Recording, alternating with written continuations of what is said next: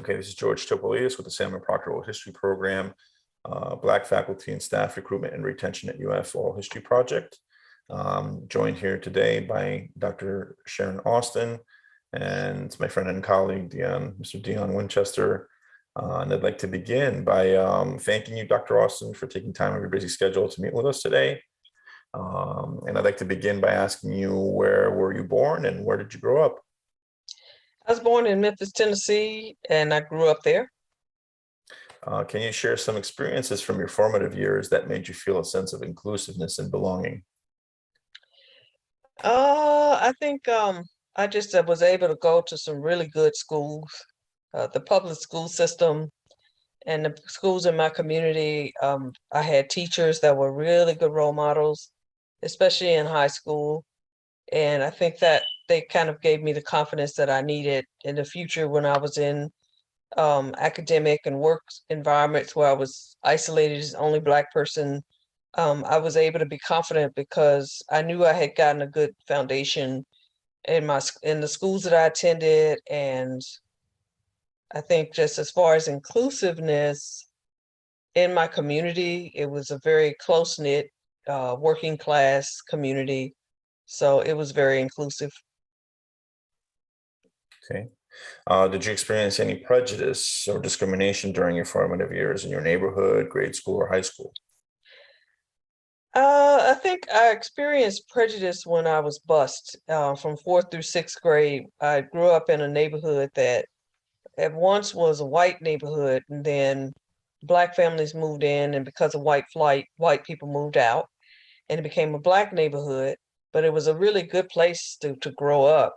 And when I was in the 4th, 5th, and 6th grade, I was bused across town to, I guess, a white school because of integration. But the schools in my neighborhood were better in the Black neighborhood. But by that time, it had become a Black neighborhood. And by the time I reached 6th grade, the neighborhood that was once a white neighborhood had also become a Black neighborhood, because Memphis was the kind of city where transitions would take place really quickly from white to Black. Back now it's more diverse, but back then everything was Black and white. And so when Black people moved in, white people moved out. And you could see like neighborhoods making like these racial transitions within a matter of months.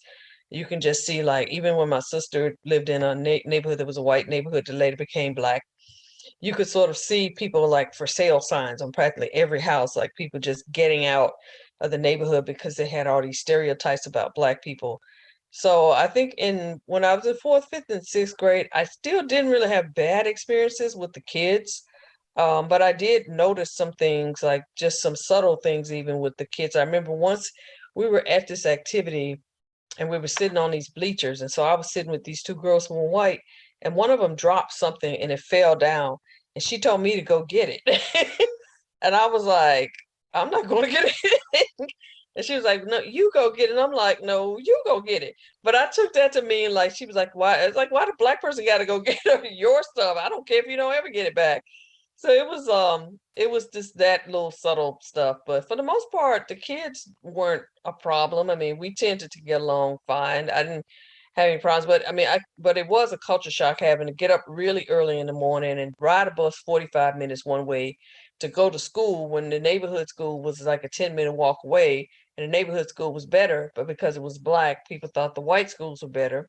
And then by the time we reached 6th grade, the white neighborhood became Black neighborhood. So were being bused from one Black neighborhood to another, one Black school to another. So it just didn't make any sense. So What area of Memphis is this? this is Southwest Memphis, which is what they call it, Indian Hills community I grew up in. Okay. When would you say you were first aware of your race? Uh, I was aware of my race at a young age. Probably I knew that I was Black just, by watching television and the images of Black people on television. When I was a kid, now there's cable, there are all these stations, but we only had like 3 TV stations. And so on Saturdays, you watched Tarzan movies because, that was all that was on. And you watched in Memphis wrestling match, which my dad and my brother used to love to watch. And then you'd watch, they'd have Tarzan movies, Shirley Temple, or Andy Hardy. And so you watch those, and I noticed just from the images of the black people in the movies, in Tarzan movies, the black people were savages. And so when I looked at that, I saw me. You know, it's an interesting quote by James Baldwin. I was just watching a clip of something with him the other night, and he was giving a speech. I think I'm not sure what university this was, but it's back in the '60s. And he said something how you watch a movie and you see Gary Cooper is trying to kill the Indians, and you're rooting for Gary Cooper until you then realize the Indians are you. And so that kind of was the way it was. You know, you're rooting for Tarzan in a movie, but then you realize the savages are you, that these are going to be the people that are going to get eaten by the crocodiles, and Tarzan is going to be alive at the end with Jane, and all the savages are obsessed with white women, and you know, and Tarzan knows the jungle better than they do, even though they were born and raised there. So it was at a young age that I realized that you know, you realize race at a young age.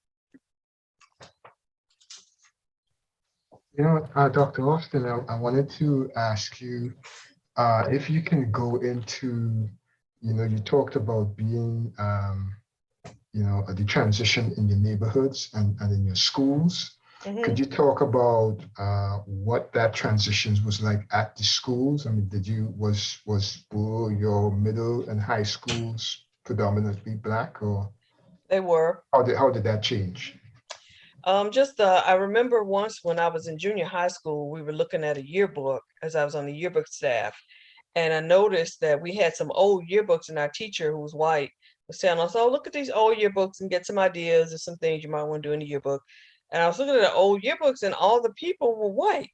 And I was telling my friend, I was like, look at this. I was like, where are all these people? Why are the people all white? And the teacher got real uncomfortable, and her face turned real red, and she kind of like took them and changed the subject.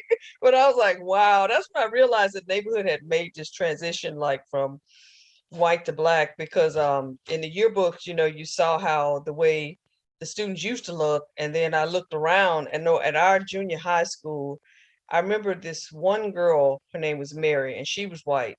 And her family just refused to move because I think her family, they were real liberal. And they were like, look, we're not moving. And so Mary, you know, she was there, and, you know, she assimilated well. Everybody liked her, and she seemed to be fine. And then there was another student there named Gary, and Gary, you know, his family just was like, we're not moving. We don't see any reason to move. And Gary still lives in that same neighborhood. Gary's white, but really, technically, he was Black too. And so when we looked at Gary, we thought he was Black, like all his friends were Black, his girlfriends were Black. And even now on Facebook, he still refers to himself as the white boy in the hood, because that's what he was back then.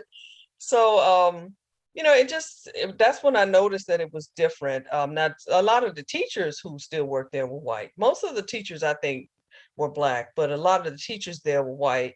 And I never had a problem with any of them, but I think just with the school, you could just see that people had this view of Black people like we were different, or maybe we were inferior. And you could kind of see that. It wasn't really until I was like in college that I really noticed the racism, because I went from a Black high school to a white college, and that's when I started to really see some things. But I didn't really have a lot of problems with racism until I started working on my PhD, and that's when it was really bad at Tennessee. Wow. What made you decide to attend college? And was there a teacher that or someone that encouraged you to do so? Yeah, my teachers they were good role models, because all of them were women who had master's degrees. And I had one teacher even who had a doctorate in education, and he was also a good teacher. He taught civics and government. As a matter of fact, that's kind of why I later majored in political science and government, is because of the positive influence I had from him. And so just seeing like a Black man with the title doctor, he later became a principal, but he was just amazing. His name was John Malone. And then my other teachers that were my favorite teachers were in English. And then another one was in Latin. and they all had master's degrees. So I knew that I was going to college simply because I had seen that they were able to do it. So I think it makes a difference when you have Black role models in your community, people who have actually gone to college. And plus, my brother was in college. He's 4 years older than me. And so he was in college. So I saw it was possible to go because he was there. And then by the time I graduated from high school, he had graduated from college. And then I also had an aunt who grew up as a sharecropper in Mississippi. And she married a man at a very young age and had a really horrible, abusive marriage. And she said the only reason she married him was because he was her ticket out of the country. And so they moved to Memphis and then they moved to Chicago. And he was just so abusive after her daughter was born. But eventually she was able to like save money and hide it from him, because when he would find out she had money, he would take it from her. And so she hid money and she left him. She eventually went to school. She got her bachelor's and her master's. She met another man and got married and bought a house. So just looking at her and seeing all that she had gone through in her life and how she was able to pull herself out of it, and take care of herself. For the longest time, she was a single mom after her divorce.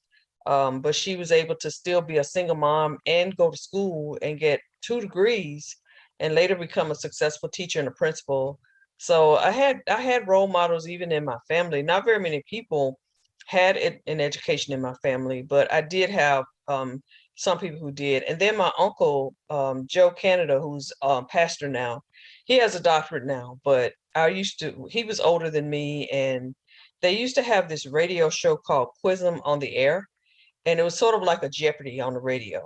And he was on the show, and we were just blown away by the fact that we could hear him on the radio because he was competing with his high school. He was in high school in Mississippi, and just he chose not to go to college because he had so many offers from so many schools, but he wanted to go to the Army.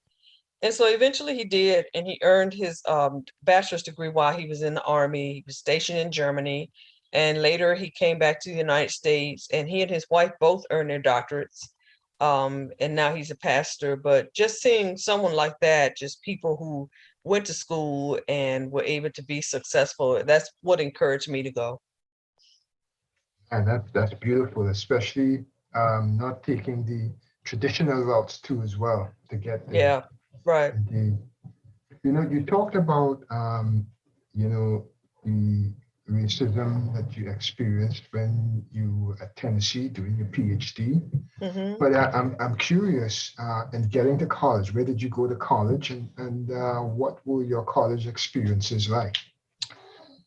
I went to college at they call it Christian Brothers University now, but it was Christian Brothers College when I was there. It's a small liberal arts private school in Memphis, in heart of Midtown Memphis.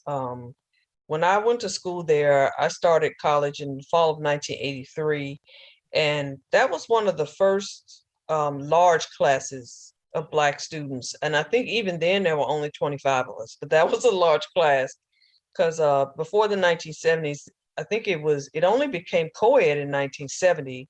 And then as far as Black students, there were very few in the 70s. And then finally in the 80s, they started to let more of us in and admit us because we were qualified, but also because we had Pell Grants. And it was a private school that was right down the street from the University of Memphis. So a lot of students could go to Memphis and use your Pell Grant and not have to pay anything. So they were choosing to go to Memphis, and plus Memphis was more diverse. So they had to do something to get Black students there because a lot of white kids weren't going to private school. They were going, why pay extra money to go to a private school when you can go to, back then it was called Memphis State, which was right down the street. So I think they pretty much started to admit larger numbers of Black students simply because we had funding, we had Pell Grants, and they needed the money. But in some cases, they made it clear that we were not welcome there. I didn't really have very many bad experiences, but you did have the subtle racism with sometimes the white students, the comments that they would make in class. I remember when my sister was pledging the sorority, they had to do this little step, this dance. I guess AKAs were doing this step. And like she was downstairs and the AKs that were pledging were doing a little dance, and then they had, I think, some Kappas were also doing something. And then like if you looked around downstairs, everybody down there was Black. But then if you looked up, all the people standing up watching were white. So they didn't want to stand next to us. And then also sometimes you would have people, you would see them in class, they'd be really polite to you in class. But then if you saw them 10 minutes later, they would pretend that they didn't know you, because I think the white students just didn't want their white classmates to know they ever had befriended a Black person. So we had to deal with things like that. And sometimes members of the staff on campus would be rude to us. They'd act like they didn't want to put money in your hands. It just was like once this one Black girl was in the library, and a staff member who wasn't even a librarian accused her of trying to steal a book, even though there were all these metal detectors. And she was like, I don't have your book. And the lady was like, well, I need to look in your purse. And she was like, I'm not letting you look in my purse. She said, I walked through the metal detector and you can see. And the lady says, you might have taken the metal out. And she was like, I don't know where the metal is. And then the girl just walked away. She said, look, if you think I stole something, call the police. And so she just walked away. But, can you just imagine, like, you're a student and having to deal with something like that? But yeah. And what motivated you to follow your career path? I guess when you got to grad school, what did you study, and how did you get to do your PhD at Tennessee? I was motivated to become a professor because of the jobs. Because I had read about, I was taking a class, and at first I thought I was going to first I thought about maybe being a lawyer, and I knew that I didn't want to do that. And then secondly, I thought about just working for the government because I figured that's where the money was. But then I read about in the 80s, the fact that it was so hard to find government jobs because it was so competitive. So unless you really knew someone, it was really tough for you to get a government job. So I decided to become a professor when I was taking a class in education, and the professor had us reading the Chronicle of Higher Education, and we were reading about minority professors and how few there were. And there was this one article about one year, I think it was only 4 Black students that earned like PhDs in math. And they were talking about, and the class was talking about, oh, I bet they're going to get all these job offers and this or that, which I don't know if that's true or not. Because when I graduated with my PhD, I didn't get a whole lot of job offers, which is what people used to assume that a Black person would, but I didn't. But I think just when I found out that there were jobs out there and opportunities out there for people who were Black with PhDs in academia, that's sort of what made me decide to do it. And plus, I've always liked to read and I've always liked to write. So and then I also like the flexible schedule. So those are just some of the reasons. What motivated you then to, or how, what motivated you to come to UF? Or how did you ended up being? Well, I came to UF. I started at the University of Louisville and I stayed there for 3 years, Department of Pan-African Studies. And I left because it just wasn't enough money. It was an urban campus. And I just, for some reason, I'm not really even sure what the problem was, but I couldn't really relate very well to the students, especially to the Black students. And I'm not sure why that was the case, but they just didn't do well in my classes. And no matter what I did, they didn't do their work. And so it was frustrating finally have gotten a doctorate and be teaching mostly Black students and then having them do so badly in class. So that's the reason I left there. Then I went to the University of Missouri, Columbia, because it was a better school, but it was just an awful hostile. That's where I really faced the most racism I've ever faced in my entire life. It's Columbia, Missouri. And I managed to stay technically for 5 years. Really, you could say I worked there 7. The last 2 years I was on unpaid leave, but I stayed there for 5 years. And it was just terrible. And so after being there for 5 years, I went to Michigan just for 1 year. And even when I went to Michigan, I was still employed at Missouri because I was on unpaid leave, but I went to Michigan. But even when I was there, I had just gotten tenure at Missouri, but I left to go to Michigan, knowing that I wasn't going back to Missouri because the environment was just that bad. But I went to Michigan for a year, and it was nice being there. And then after I spent a year there, I finally was able to come to Florida, but as a visiting professor. So it's kind of complicated with my situation in Florida. I was in Missouri, and my boyfriend at the time, who's now my husband, was in Florida. And so I came to Florida because we had been together for 2 or 3 years, long distance. And I just came to, because I always wanted to come to Florida because I like visiting Florida. And my best friend also lives here, and also her husband. And so I came simply because of that. I was really fortunate even to be able to find something. And so I contacted the department chair in political science at the time. And I just sent a letter and just said, I really sent it to several Florida universities and just said, just introduced myself, sent my vita, and said, if you ever have any teaching opportunities, I would like to come there. And then he took it to the dean, and we were able to make it so that I came in a 1-year visiting position. And I knew immediately that I liked Florida because I never got used to the Midwestern winters, the snow and the ice. So I really liked, Florida's nice tropical climate, and it was just a lot more pleasant in environment. I've always had a good experience in political science, so it was a good place to be. And at the time, you had people like the late Jim Button, who was like a pioneer in minority politics and civil rights, and you had liberal professors like Ken Wald, Richard Scher, who were very welcoming, and so it was just a pleasant environment. So I came just for a visiting position, and then at the end of that 1 year, I had to make a decision as to whether to go back to Missouri or just stay. And so it wasn't even something I even thought about twice. I never thought about going back to Missouri because it was just that bad. But at Florida, it was just a 1-year position. And when I first came, it was in the fall of 2001. So September 11th happened. And that meant that there was a hiring freeze. So I thought that, this is just going to be a 1-year position. And I guess I need to do something else, because I was even thinking about just leaving academia altogether. Rather than go back to Missouri, I was just said I was just going to find something else to do. And so luckily I was able to stay for an additional year. And even that's kind of complicated because the only reason I was able to stay for an additional year was because of the students.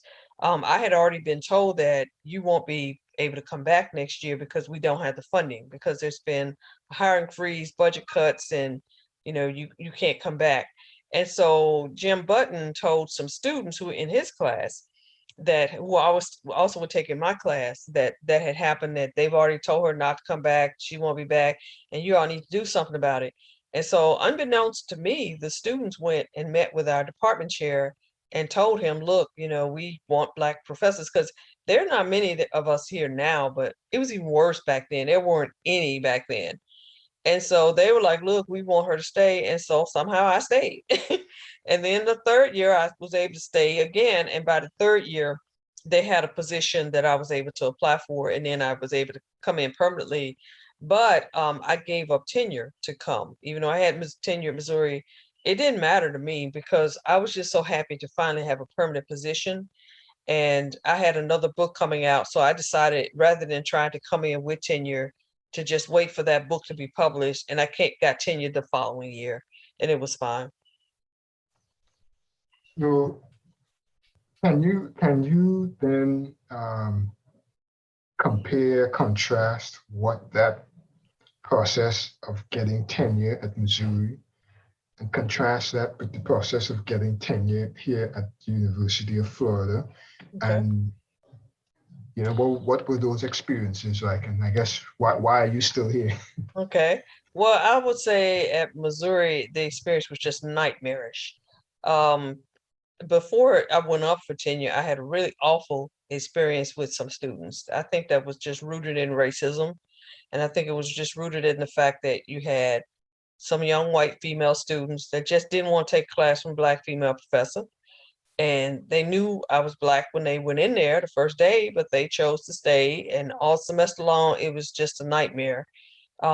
We ended up having to end the class 2 weeks early. It was just that bad.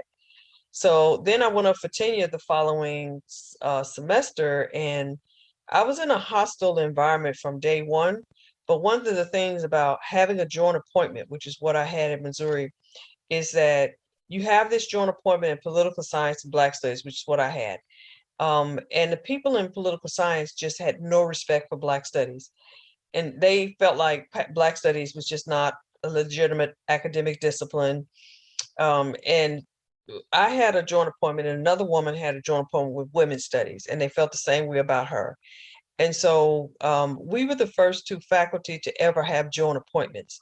So I remember when I first came to Missouri, the first few days I think that I was there, I just started we just started classes, and a young white grad student came to me and her, because we were in the office together. He just walked in and introduced himself and started telling us a lot of gossip, things people were saying about us behind our back. And we were just blown away by a student being bold enough to do this.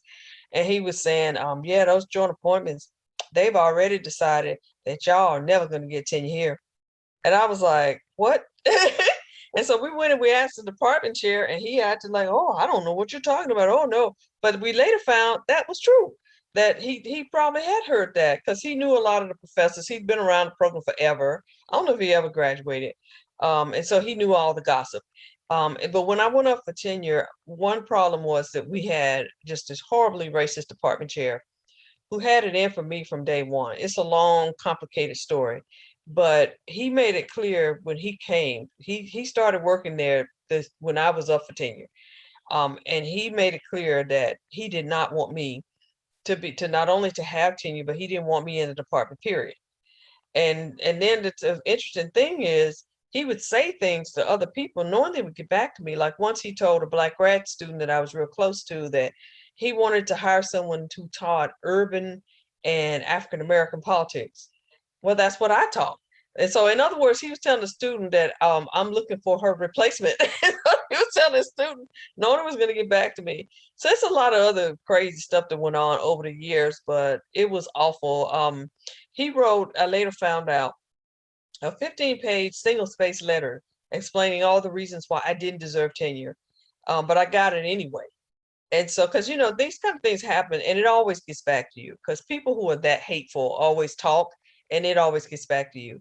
So I had to appeal at every level in the department. I think it was 15 tenured faculty. 6 of them were in favor of my tenure. 9 of them were against it. So you get a chance to appeal. At least that was where it was there in the department. You don't do that here, but you can appeal the department vote there. And so I appealed, and one person changed their vote from a yes vote to a no vote. So instead of 6 in favor, it went down to 5 in favor, 10 against. So it went to, different levels. And because I had such a negative vote and such a negative letter from my department chair, I had to appeal at every other level to the college. We had a university-wide committee that went to the provost. I had to appeal before the dean, and I was turned down by all of them. So I thought for sure it was over. And then it was an unusually long process too, because usually by June, July, you kind of know for sure whether you're going to get it. But I didn't find out until my birthday, which is August 2nd. And so I got email, and I noticed people were congratulating me as I wasn't in town. I had already left. And I was just waiting to get the negative letter so that I could, get an attorney and sue them. And so I remember getting all these congratulatory messages, and I was like, what is this all about? And it was people who already knew that I had gotten tenure, and my department chair knew it. He was supposed to tell me, because at every level when I didn't get good news, he was always happy to tell me, oh, it's turned down. Do you want to appeal? And that's what he talked to me. You want to appeal? And this one time I was on my way to class, and I guess he had just heard from the college that I was turned down. And it was like a hallway full of people who were waiting to see an advisor. They were standing in line, and I had went to get my mail and was going to go to class, and he called my name and he said, Sharon, I just heard unanimously that they turned you down from the college committee. Do you want to appeal? And he was yelling that down the hall, and the students didn't understand what it was about, but it was obvious he was trying to embarrass me. And I said, yeah. And then I went on, taught my class, and so you had to block all that out and then still stand up and teach class. And so I had to appeal at every level. And then in the end, on August 2nd, the chancellor decided, well, really, I had gotten a positive vote from the university-wide committee, but the provost turned me down because the provost and, my department chair were golfing buddies. So he turned it down. And then the chancellor was able, he looked at my case and said, okay, I think she deserves tenure, and I got it. And so that was the situation there. Here at Florida, it wasn't problematic at all. The process was really easy when I went up for tenure here. There was no problem whatsoever. I had the support of the department, and my department chair had no problems whatsoever. Now, full professor was something different. A couple of years ago, when I went up for full, the department didn't support my case, but I ended up getting the support of the dean and the college committee unanimously, and I was able to get that. But I didn't have any problems getting tenure here, but I did get promoted to full without having my department support. Yes, do you think that the tenure process then is fair, is a fair and equitable one? Well, I think it depends on who you ask. I think the tenure process is fair in the sense that you get to appeal, and that it goes through so many different levels. So even if you're in a situation where your department doesn't support your tenure, or even your department chair doesn't support your tenure, because that was the case with me. The department didn't, for full, only 2 of the, I think, 11 full professors supported my case, and the department chair didn't support it. But I was able to get the support unanimously of the college committee and also get the support of the dean. So I think it is a fair process. I think to me it's fair, but some people might think that it isn't. But I think I like the fact that it does go through different levels. And then I like the fact also, once it's out of the department doesn't have any input. The chair doesn't have any input. Once he writes his letter, that's it. It goes to the next level. He doesn't get to talk to anybody or interfere. It was different at Missouri because my chair was determined. After he wrote his letter, he talked to the dean, he talked to the provost, he talked to anyone who would listen to tell them that I was incompetent and I didn't belong and blah, blah, blah. And he was constantly interfering in the process. Even after I got tenure at Missouri, and other people were congratulating me, he never did. And he wrote, one professor was so angry, I guess, that I had gotten tenure, that he wrote an email to the faculty, and including me, it was to our faculty listserv, referring to my tenure as a nightmare. And the department chair said nothing about it. And so when I and other faculty confronted him, he was like, well, what's the big deal? And he didn't say anything. And, so that just showed. And then I remember he finally did say, we had a committee called the CAT committee, the chair advisory committee. He was saying that I'll talk to them in October and we'll make a decision then about what's happened and whether or not you should feel insulted by what he said. And then in October, months later, now this happened in August, months later, he wrote something to me and he was saying, oh, well, I really, he didn't never said I'm sorry, but he did say, oh, I understand why you would feel this way because the committee unanimously said it was inappropriate. And then he ended it by saying something like, we as a department are moving on and we think you should do the same.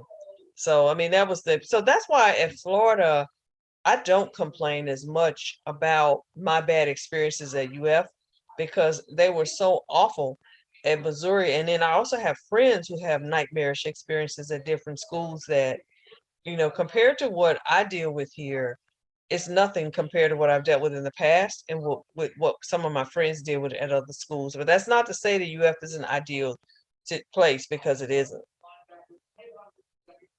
Dr. Oss, would you care to delve into some of the experiences that you've had at UF of prejudice, discrimination, or any microaggressions? Well, I would say I think the experiences that I've had have been more subtle. I think earlier in my career, I had incidents with like students that I felt were racist students. but I don't have those problems as much now. I think it when you get a little bit older, it's not as bad as being a young professor that's only a few years older than your students that looks really young. I think I had more experiences in the past, but as far as microaggressions here, I did have one experience in the department with a woman. It's a long story, but it's a lot of that I could talk about with African American studies. But I just resented the fact that the program was disrespected so much all the time for the 8 years that I was director. And so I think my bad experiences come from just the perceptions that people had of AFAM and the way they thought that they could treat AFAM disrespectfully and treat me disrespectfully for not allowing certain things to happen. So as far as microaggressions, most of mine took place when I was director and having the people, do things, say things. I can even give you some specific examples, but I mean, mostly my bad experiences could come from that. But I also have had bad experiences just when I was teaching government. If I'm teaching African American politics, I tend to get students that are, if they're white students, they tend to be more progressive. They want to learn about Black politics. And, it's fine. But if I'm teaching American government, it's different because then you have some students who are white who don't expect to see a Black professor and they just want to try to challenge you. And I had this one student who was just really just awful. He just wasn't a good student. That thought he was just lazy. And, one problem that I see with some students is that they're able to use their disabilities as an excuse. And that's what he did, at least what he tried to do. He had some type of disability and he brought me the paperwork and he wanted me to completely restructure my government class because he couldn't do the work. And so I remember the first day he was telling me, he asked me what kind of tests we would have. And I told him it was on the syllabus. And he said, well, I don't do well in those types of tests. I had 90 students in that class. I need to take essay exams. And I said, well, we don't have essay exams in here. So many students, we don't have that. And I said, well, maybe you should take another class. And he's like, I can't take another class. I need this class graduate. And I'm like, well, I don't know what to tell you because I'm not grading essays for 90 people in the class. Sorry. And it was a summer class, which meant you had to put a 16-week class and cram it into 6 weeks. And I was like, no. And so he kept trying to argue with me. And I'm like, I'm not going to argue with you. And then at the end, one day I was in class. And one of the things I like to do in my classes is tell students about different opportunities, research opportunities and things on scholarships, internships. And I was telling the class about a program, but this was for low income, first generation students of color only.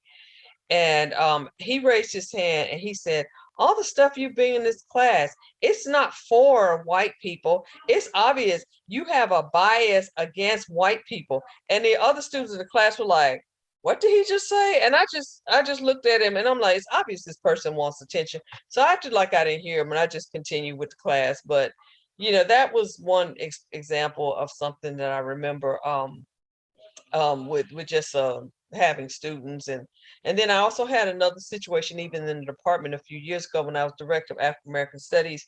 We were trying to get a graduate certificate in race and ethnicity. I was working with Paul on this, so he knows all about it. But it was a group of us who were affiliates in AFAM, and we were trying to get a graduate certificate because we had quite a few students who had an interest in race and ethnicity in their research, but they couldn't really do a lot of research on it depending on what department they were in, because some departments were more welcoming than others. And so we were going to let students get a certificate and take classes and do research projects. And we thought this would really help them with their research. And so it was a good idea, but of course we couldn't do it in FM because it was a program. And so then Catherine Russell Brown suggested we do it with the Center for Race, but that was in the law school, so we couldn't do it there. And so I wanted to try to do it maybe through political science. And some of the people in the department were saying, okay, well, but they didn't really want to do it. They were just being polite to me, but they didn't really want to do it.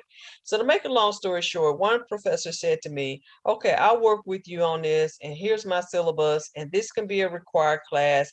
But the problem they had with the certificate was that they didn't want to talk about the truth about race, Black, white, Hispanic, Asian. They didn't want to talk about that because one lady was saying, well, racial categories are so fluid, and with the way this proposal is written, it makes it seem like the only people who experience racism in America are Black or Hispanic or Asian, Native American, and that's in some countries race isn't an issue, and we need to do the certificate that way. And I'm like, what? In other words, she wanted it to be a watered down certificate that didn't tell the truth about race.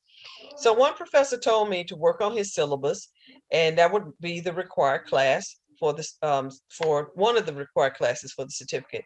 So he told me some things to do to his syllabus, and then after that, let him see it, and then we would submit it through the curriculum committee. So I did. So I asked him, I said, well, is the syllabus ready to submit? And he said, yeah, go ahead and send it through. So I did. And then one person who was the chair of the committee looked at the syllabus and accused me of having plagiarized his syllabus and said that I submitted it without his permission. And I'm like, he just told me that. So then I went to him and I'm like, didn't you tell me to submit it? He was like, yeah. And then she was like, well, no, but she was the person who was saying that she didn't like the way we define race because she taught classes and there were people in other countries that didn't really see race. They're people of color, but they don't experience racism. And this is a white woman who was saying that.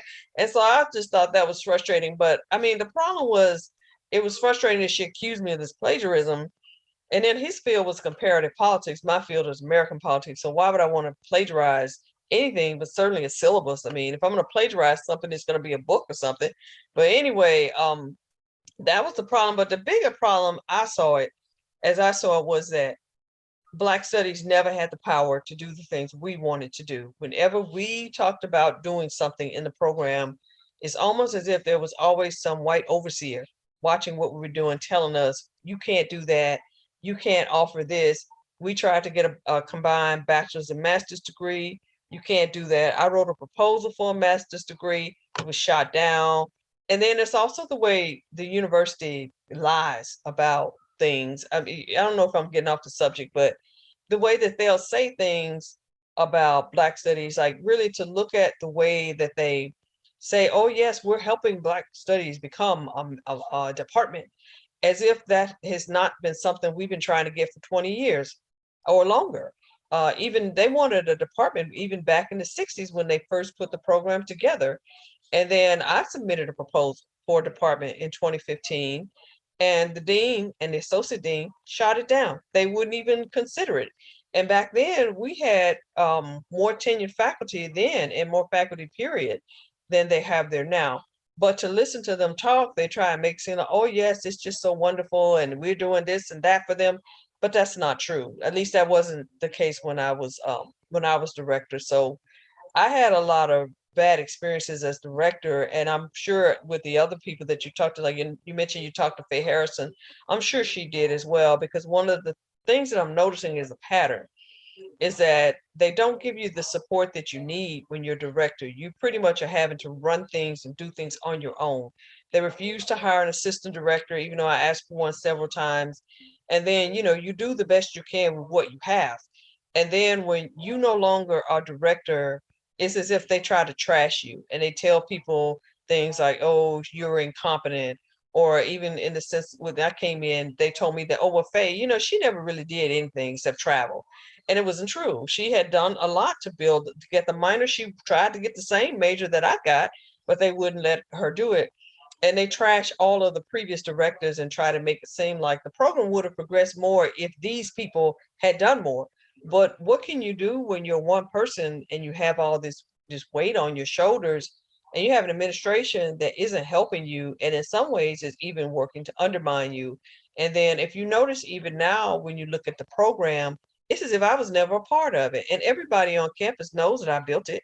And that's not the same thing to disrespect Dave Canton, because he's working really hard and I'm happy to work with him. But the truth is the truth. That program was built off the backs of Black women like me, Faye, Stephanie Evans, Marilyn Thomas Houston. We are the people who really worked hard and held it down. And you had people like Terry Mills, and you had people like Daryl Scott, and of course Ronald Foreman, who for 30 years did the best he could with it. It wouldn't be here if it were not for him, and Harry Shaw and other people. But the Black women are the ones who did the work. But if you look at that African American Studies website, you see no mention of you see, I think they have like one sentence with my name in it, but that's about it. But they can try to play these games and try and pretend that I didn't do anything, but the students know the truth. And people who've been around here long enough know the truth. It's not like I even work to try to get recognition for things or that I want praise. I just wish they would stop playing these games because I mean, and I've told Dave Canton is they're going to do the same thing to him. When his term is up as director, I'm not sure what they're trying to do as far as this department. I don't believe they're trying to build a department myself personally. I think they're lying. I hope I'm wrong, but I don't believe they're trying to do anything for a department because if they were, I'm a full professor who was committed to the program and was director for 8 years. And yet I went on leave and came back, and all of a sudden I disappeared. I was nowhere and people even ask me sometimes what happened, and I'm like, I have no idea. So you pretty much have one senior faculty member that you kicked out of the program. You can't have a department if you don't have senior faculty members. So how are you now saying that we're going to have a department when the one person who was committed to the department, who's now a full professor, who's in a position to mentor junior faculty, because that's what she was doing for the time that she was there. Why are you now trying to not only kick her out, but the people that you're hiring mostly are lecturers who have no power. And you're hiring people to teach, but if you want to build a department, you have to not only have tenure track faculty, but you have to have senior faculty. And they aren't trying to get that. So I know that, with what they're saying about, oh, we're trying to do this for Black studies, I know it's nothing but a lie, but I hope I didn't ramble, and I hope I answered your question. No, you did, as a matter, you did, and some. You mentioned that you were the director of the African American Studies program for 8 years. What period of time was that? That was from 2011 to 2019, when Stephanie Evans had been director for 1 year, and she left to go to a school in Atlanta, and I became director. I became the interim director. And then for 1 year, I was an interim, and then after that, I was the permanent director. And after transitioning from the director, why have you chosen to stay? Why have you chosen to remain as you are? I've chosen to remain because it's much worse at some places, and I know from my friends' experiences that what I deal with, and what we deal with here isn't that bad compared to some places. But mainly I've chosen to stay because of my family. Because I'm married, I have 2 kids that are teenagers. My son is special needs. He gets all the services that he needs here. But I've chosen to stay primarily because of my family, because if it wasn't for the fact that I have kids that are in high school, and the fact that my husband doesn't want to move, I would have left years ago.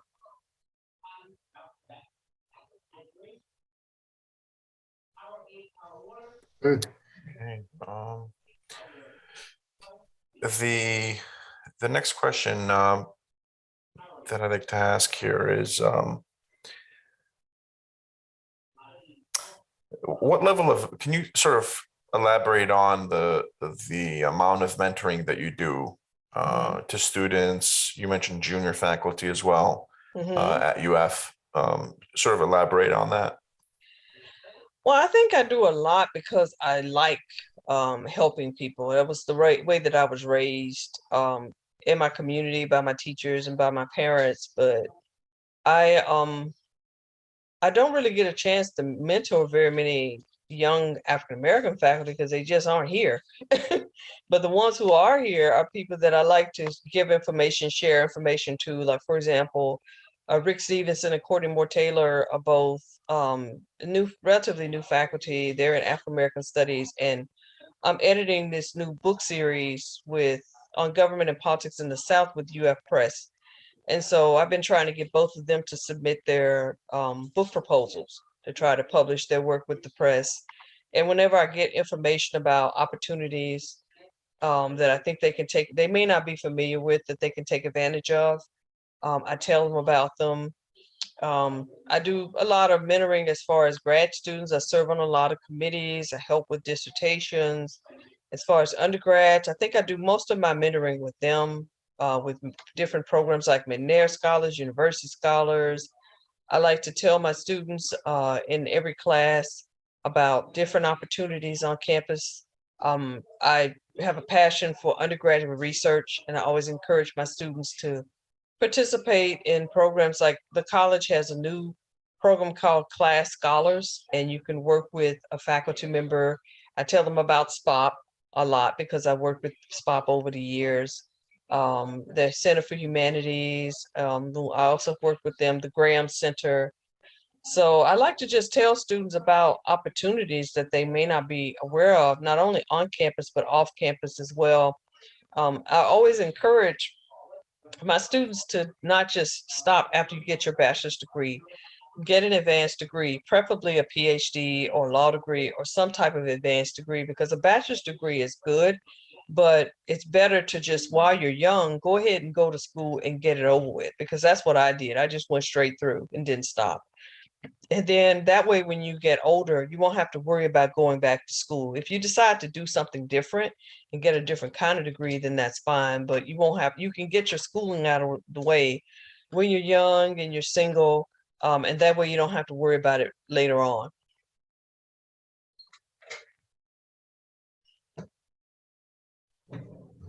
Austin, I would like to ask you about counteroffers and the university's counteroffers to faculty. You know, we were in a prior interview, and there were faculty members who talked about not being offered a counteroffer. Does the university offer did they offer counteroffers for folks who left, maybe, you know, during your time as director? Well, based on what I've heard, they offered. I can think of two people who left. Ibram Kendi, who was like who has since become a superstar, but was becoming one even then. They made a very generous counter offer to him, from what I heard. But even though Ibram had a joint appointment in history and African American studies, history made it clear to me that that they were in charge of him. And that's true with all of the people who've had joint appointments in African American studies. It's as if they weren't with us. They were not working for us unless they wanted to, because it was clear that the other department where they had to get tenure was in charge, and we had no say, and we knew nothing about what went on with these people. So in his case, I knew that he was getting offers from other schools and that the university was trying to match them, but nobody would tell me anything. And so I remember when I found out that he had gotten offers from American and some other schools, and he was thinking about taking it. And I just happened to see the history chair just walking around campus one day, and he mentioned it to me because he assumed I knew. And I was like, I had no idea that he was getting counter offers. And we and that was one time when I really got offended, because this was a pattern of things in which these were people who were supposedly in FM making decisions in FM. But not to say this about Ibram, but some of the others were doing no work for FM, and I couldn't assign them things, because as soon as I would assign them a class they didn't want to teach, or some service that they didn't want to do, they would go to their chair in the place where they got tenure, and that person would say to them, "You don't have to do it," and would go behind my back to the dean and say, "Oh, she shouldn't be doing this because she doesn't want to teach that class. She doesn't want to do this or that." And then the next thing I knew, she wouldn't have to do it. So those kind of things used to go on to sort of just undermine my authority all the time. But they did make him a generous offer, but I only got a chance to see the offer letter when I complained to the dean that this was disrespectful and I was tired of it. And this person has a joint appointment in my unit. So therefore I should be made aware of what's going on. And then he had a meeting with me. And even at the meeting, I remember one person who was an associate dean at the time said, "Why would we need to tell you?" Like, as far as when I was like, well, why didn't I know about this? This has been going on for several months. They've been giving this guy counter offers and all this. Why didn't somebody tell me about this? He has a joint appointment in my unit. And that's what he said to me. "Why would anybody need to tell you?" And I said, "Well, because I'm a human being and we're all equal," I thought. And because I'm supposed to be your equal, I would think you would tell me, but so I know that he got a generous one, but from what I have heard, but because again, these were people who had joint appointments in FM, but I didn't know. I was supposedly in charge, but they wouldn't tell me. But I remember hearing the rumor that one person didn't get the counter offer that she should have gotten. And I think I agree. She was a superstar. She'd been here 10 years. Everybody loved her. She was an excellent teacher. She was a good mentor. She was just a complete scholar. And it was a huge loss when she left. She was very committed to the program. But from what they tell me, they didn't really make her the kind of offer that she should have gotten. Another problem with UF is sometimes it takes so long for them to make an offer. You know, even when we were trying to hire people, you would be competing with another school and you'd make an offer, the other school would immediately match it. But it would take forever for us to be able to get a counter offer out to try to, and we lost a lot of candidates because of that. And so I think that happened too. Sometimes like people would get offers from other schools and UF eventually would match it somewhat, but it would take so long that, you know, you only have like 2 weeks to make a decision usually when you have some kind of offer. And, you know, they would take so long to make the counter offer that we would lose. But from what I hear, they're not very good about matching offers and giving good counter offers. Certainly, one area we can improve or work on to better retain Black faculty and staff. I'm curious as to what other areas or other ways you think that the university and administration can work towards retaining Black faculty and staff. I think one thing is just to listen to us, because I think that we all have this. I'm sure from these interviews you've noticed a lot of us have the same complaints and the same problems.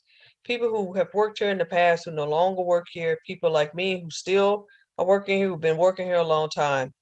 And I've been on so many task force and committees over the years, and it's always the same old, same old. You hear they make the task force report, and I wonder if anyone even reads it, because we tend to all have the same complaints over and over, not only about Black faculty, but also the lack of Black students on campus.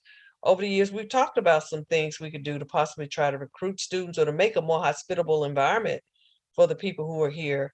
And it's almost fallen on deaf ears. So I would say, as far as what to do to retain Black faculty, I would say just understand that some Black faculty members are in very hostile departments. Now, luckily, that's not the case for me. They didn't support my promotion to full, but political science is, you know, they always have pretended to be pretty polite and pretty hospitable toward me. But some people don't have that experience. And they're in these departments, and there are people who don't respect their research. When they go up for tenure, these are people who are not going to support their tenure no matter what they do. And even some of the things some of the other professors probably have mentioned to you about what we teach. And when you teach something and you're talking about race, that's what the departments ask you to teach. And then you do it, and it's almost as if you're punished for it, because sometimes you have, you know, white students who might want to listen to a white person talk about race. But when a Black person says the exact same thing about race, they don't want to hear that. And so that even is shown in your teaching evaluations. You know, I think sometimes people are in denial about the anti-Black racism that exists. And sometimes you have people who just don't like Black people, and they'll never admit it, but they will write things in their student evaluations because they just don't like you because you're Black. And it's almost as if we can talk about every other type of bias, but we don't want to talk about the bias, the anti-Black racism that still exists, even though if you look at this university's history, there were all these efforts for years to keep Black people out, and people used to just come out and say it. But now it's almost as if you're not supposed to say anything about racism against Blacks, because if you do, you're playing a race card or you're a race baiter or there's something wrong with you. So the university needs to just understand and acknowledge that anti-Black racism exists. And when people tell you that they're having these bad experiences, they're not making it up and they're not lying.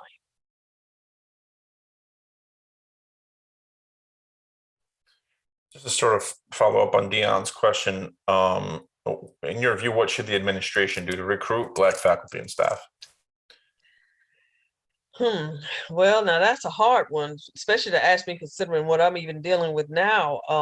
I think the best thing to do is to try to get faculty who have been here to recruit Black faculty. I think another thing also is to try to look at schools that have heavy teaching loads.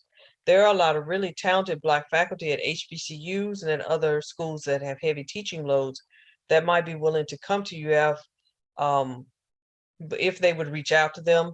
I think also one problem with UF is that they don't want to really pay the salaries that people can get at other schools, not only the salaries, but the startup packages as well. I noticed that when I was director, trying to hire people, and we even in some situations we had spousal accommodation issues, and we lost some really good people because UF wanted to hire the person but didn't want to make a place for the spouse. So I know in one situation we had a very talented young Black man who really wanted to come, and his wife was about to get tenure at the school where she was teaching. She was very talented, but UF wouldn't make any type of effort to try to get the wife. And so they had 2 young children, and he was like, I'm not going there. So those are the types of things as far as the salary, the startup funds, the spousal accommodation. And then you have to make a more hospitable environment for Black faculty if you expect to recruit Black faculty. And one mistake UF is making, even with this situation that I'm dealing with now, this is a horrible thing that you've done. Do you realize how stupid we look? A few weeks ago, we were bragging about the fact that we were a top 5 university. Everybody was celebrating it. And now look at all this bad press that's happening. I won't go into it, but this completely could have been avoided. I've been here 20 years. I have never been involved in anything like this. Never thought I'd ever have to get an attorney to sue the university over something that's ridiculous. So I would say stand up for your faculty and make a hospitable environment for your Black faculty, because if not, you're going to get a lot of bad press. And because of all this bad press that we've been getting since Friday night, who's going to want to come here now as a Black faculty member when you see that a person like me, who was once the biggest cheerleader for Black faculty at UF, and this is happening to me?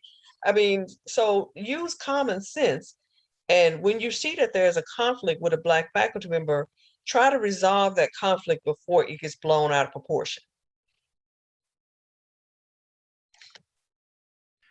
Just to sort of switch gears now, the last couple of questions are regarding more general social issues. I was wondering if you could sort of speak to, in your view, the impact of the Black Lives Matter movement. I think it was a very positive impact because, I mean, even on campus, I could see the impact of, I think it led to a lot of self-pride among students, and not just Black students, but just students in general. It was a movement that gave students something to be passionate about, because if you think about the Black campus movement of the 60s and 70s, people were passionate about the things they were trying to accomplish. And it was almost as if when I first came here, we've always had activist students who were really invested in the college and involved, but there was nothing, they were mostly just into just trying to go to class, do their work, get their degree, get a job, which is what we want our students to do, of course. But now with Black Lives Matter, you're seeing that students are really involved in not only the national news stories with George Floyd, Ahmaud Arbery, Trayvon Martin, and those things, but also even with things that have happened on campus, that students now are not afraid even to take risks and to speak out against things, even if it means that they might. I remember, the Dream Defenders with Trayvon Martin. They went to the Capitol with the intention of just having like a brief protest, and it ended up being several days. And so, we don't want to encourage our students to do anything to jeopardize their education, but it is refreshing to see that they care enough that they're willing to take risks, even if it means getting arrested, or even with like no la abisita. You saw students who really felt like this was wrong and they really got involved. So I think it really has encouraged students to know that just because you're a student, and of course nobody wants any trouble, but just because, even if you are a student here, you don't have to feel like you have to remain silent, that you have other students that you can have solidarity with and be in a movement to make it a better place. Your reply sort of lends itself to a segue into the next question. In your view, what does it mean to be an ally? I would say an ally is someone who is a supporter of people. When you see that someone is being mistreated, you join forces with them in solidarity. You provide them with support.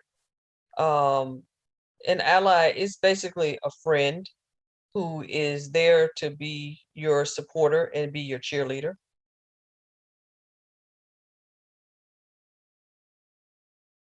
Okay. I was wondering, the next question is sort of getting back to UF and the realm of UF. And I wanted to ask, can you sort of speak to the direction that the leadership has taken in political science in relation to racism, anti-racist action? You mean specifically in political science? Yeah, the Department of Political Science. Yeah. Well, I think the department has taken a stance on anti-racism. I mean, it's the kind of department where you feel like you're encouraged to speak out. Unlike when I was in grad school at Tennessee, it just was terrible. It was the kind of environment that was such that if and when we had racial incidents, you didn't feel comfortable saying anything because you knew that no one would support you. So I think in the department, the grad students, have an organization. They have a seminar series in which they present their research. As a matter of fact, we have a student who's presenting research this upcoming Friday. And I think with the minority graduate students that I've met, and even with the white grad students that have an interest in race, they have been able to work with faculty. We try to help them publish their work, present their work at conferences, get ready for job talk. So I think that the position of the University of Florida, of the Department of Political Science is good. Even after George Floyd, they issued a statement, and I don't think our department chair had to, but he just chose to. Um, and then several of the faculty study race. So I think that makes a difference. Students feel comfortable studying race because they know that many of the faculty do.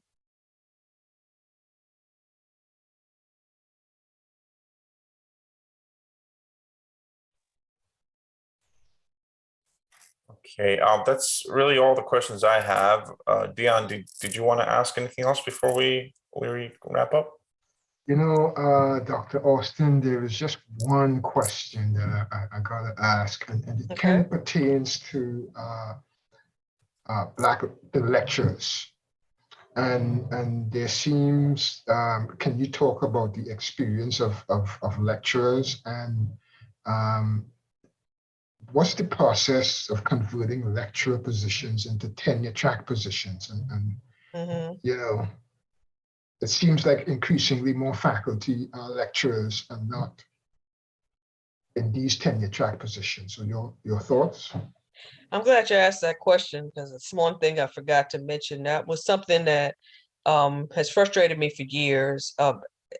We have so many talented lecturers, but one of the things that I'm noticing, and I'm not saying there's anything wrong with a lecturer position, but if you really are serious about having Black faculty and having powerful Black faculty who are in a position to have influence on campus, to mentor students, to mentor grad students, you really do need to have tenure track, tenured Black faculty. And one of the things that I'm noticing is that, let me turn this up. One of the things that I'm noticing is that it seems that they are willing to hire Black professors as lecturers, but not in tenure track positions. And now we have hired a few, but not very many. And even in FM, they're hiring people to be lecturers. And I happen to know of people in FM who are currently there, and even people in the past who were lecturers who wanted tenure track positions, but couldn't get them because the administration was not willing to do that. And that's one thing that I hope we can do with this research that we're doing, is to show the administration that you do need to have some process for having lecturers, giving them the ability to get a tenure track position. Because if not, I know of some people who are planning to leave if they're not going to spend the rest of their career as a lecturer, because especially when you're talking about young Black scholars who could get offers at other schools, they're not going to stay here. Lecturers get paid less. They have, I think there's less prestige to a lecturer position. You can get promoted, but it's not the same as being promoted from assistant to associate to full. When you get promoted from lecturer, senior lecturer to master lecturer, it's not the same thing. It's not the same kind of credibility. It's not the same kind of influence. You don't get the same kind of respect, and you don't get the same money. You don't get the same travel funds. So there are a lot of disadvantages. So that's one of the things I'm hoping that we will recommend when we get our final report together, is that we want to recommend that our lecturers have some kind of way to become tenure track and preferably tenure faculty, because over the years I've been told that they have a right to apply for positions when something comes open. If it's something tenure track, nothing is stopping them from applying. But based on what I saw even last year when AFAM had several positions, and I know lecturers who applied, they didn't even get interviews, even though these are people who've been working here for a while. And I think that needs to be said, and it needs to go on the record. And then also, I'm going to say something else that needs to be said, that needs to go on the record. My dear friend, Patricia Hilliard Nunn, she was like sister to me. I couldn't even go to her memorial service or be involved. I still have trouble talking about her. But anyway, she wanted to be tenure track for years. And I remember when I was director, I wanted to try to make it possible for her to get a tenure track position, and I was turned down flat. And that's one thing that really made me not want to go to her memorial service, because it just bothered me that there was hypocrisy there. Because, you know, here after she passed away, you're talking about, oh yeah, she was great. She was great. Yeah, of course she was great, which is why you should have given her something tenure track over the years when she was asking for it, when she was still alive. It's easy to try to praise a person after they passed away, but that was one of the things that they didn't do. And even now there's an effort to try to get her promoted to master lecturer, which she had started before she passed, so after her, you know, posthumously.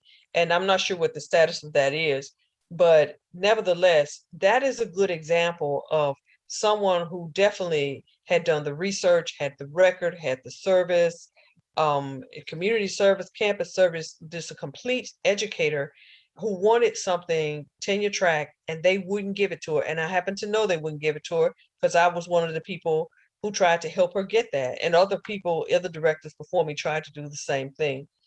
So that is something that I hope with this project will focus on, is recommending and really holding the university accountable. Because, you know, we write these reports and they always read, if they read them, and they always say, oh yeah, this is great, we can do these things, but they never do. So that's one of the things that if we don't make sure that they are accountable and that they actually follow our recommendations, then we will have wasted our time for the past year just doing this.